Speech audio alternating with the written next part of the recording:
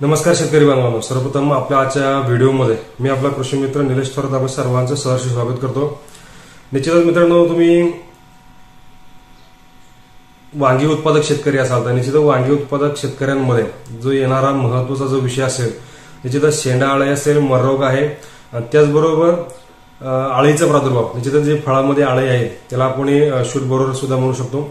त्या अळीवर आपल्याला कंट्रोल करण्यासाठी काय करणं गरजेचं आहे एक छोट्याशा वेळामध्ये आपण सांगणार आहोत। त्यासाठी निश्चितच मित्रांनो हा व्हिडिओ तुम्ही संपूर्णपणे शेवटपर्यंत पहा आणि समजून घ्या। अजूनपर्यंत आपल्या चॅनलला फॉलो नसेल केलं तर करून ठेवा, व्हिडिओला लाईक करा, शेअर करा आणि आपल्या शेतकरी बांधवांना पाठवा। निश्चितच मित्रांनो, जे वांगी उत्पादक शेतकरी आहे त्याने चांगल्या पद्धतीमध्ये उत्पादन निघत असते, माल सुद्धा चांगला आहे आणि बाजारभाव सुद्धा चांगल्या पद्धतीने मिळत असतात। पण महत्त्वाची जी प्रमुख समस्या आहे किंवा अडचण आहे तर निश्चित या ठिकाणी शूट बोरर म्हणजे अळी किंवा फळातील अळी, त्याचबरोबर मररोग। तर या ठिकाणी आपल्याला मररोगावरती पहिल्यांदा या ठिकाणी आपण जाणून घेण्याचा प्रयत्न करू। निश्चितच या ठिकाणी फ्युजिरियमचा प्रादुर्भाव हा या ठिकाणी जास्त प्रमाणात जाणवत असतो, तर त्या ठिकाणी थायकोनाइड मिथाइल अर्थात या ठिकाणी कोरोमंडल फर्टिलायझरचा हेक्झास्ट्रॉप असेल किंवा बायोस्टॉटचा रोकोएड हे आपल्याला या ठिकाणी द्यायचे। त्याचबरोबर आल्टूम पल्टून म्हणजे साधारणपणे दुसरं फंगिसाइड जर म्हटलं तर ॲलाइट असेल, मेटॅलॉजिकल असेल, हे आल्टूम पल्टून देऊ शकता। किंवा बॅक्टेरिया फॉर्म्युलेशन मध्ये जर म्हटलं तर निश्चित व्हर्टिसिलियम मेटरायझम बेव्हिरिया म्हणजे व्हीबीएम, त्याचबरोबर ट्रायकोडर्मा सुडोमोनास हे सुद्धा तितक्याच पद्धतीमध्ये फायदेशीर ठरणार आहे, ते सुद्धा आपल्याला लॉंग टर्म पर्यंत काम करणार आहे। त्याच्यानंतर ना शेंडा अळी असेल तर शेंडा अळीला सुद्धा तुम्हाला व्हर्टिसिलियम मेटरायझम बेव्हिरिया हे काम करणार आहे फवारणीसाठी। ट्रायकोडर्मा सुडोमोनास, व्हर्टिसिलियम मेटरायझम बेव्हिरिया हे वरून सुद्धा तुम्ही फवारणीच्या माध्यमातून घेऊ शकता आणि खालून पण।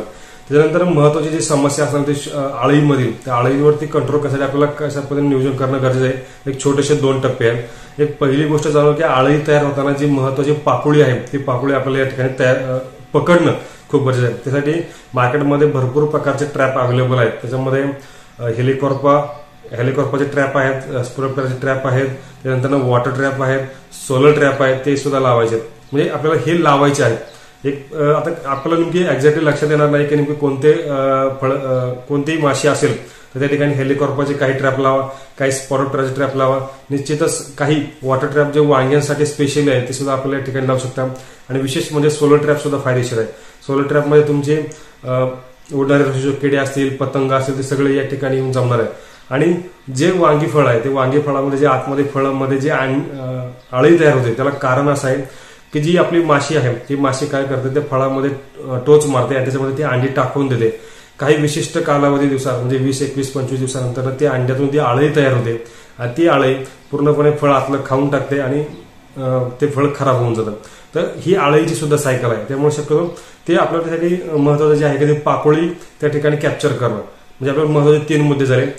एक या ठिकाणी मररोगाचा झाला, दुसरा शेंडा अळीचा झाला, तिसरा शूट बोररचा म्हणजे अळीचा प्रादुर्भाव। तर ह्या 3 गोष्टी जर आपण कंटिन्युटी जर चांगल्या पद्धतीमध्ये केल्या तर वांगी पिकावरती येणारा ज्या अळीचा प्रादुर्भाव शूट बोरर म्हणू शकतो आपण त्याला, त्याच्यामधला जो प्रादुर्भाव असेल किंवा शेंडा मर असेल आणि निश्चितच मुळकूज असेल, या 3 गोष्टींमध्ये हे आपल्याला रामबाण उपाय हे आपल्याला कंपल्सरी या ठिकाणी करून घ्या। निश्चितच याचा फायदा आपल्याला 100% होणार आहे। तर अशा पद्धतीमध्ये एक छोट्याशा वेळामध्ये ही आपल्यासमोर एक माहिती मांडण्याचा प्रयत्न केला आहे। निश्चितच ते तुम्हाला आवडली असेल अपेक्षा आहे। अजूनपर्यंत आपल्या चॅनलला फॉलो नसेल केलं तर करून ठेवा, व्हिडिओ लाईक करा, शेअर करा आणि आपल्या शेतकरी बांधवांना पाठवा। धन्यवाद।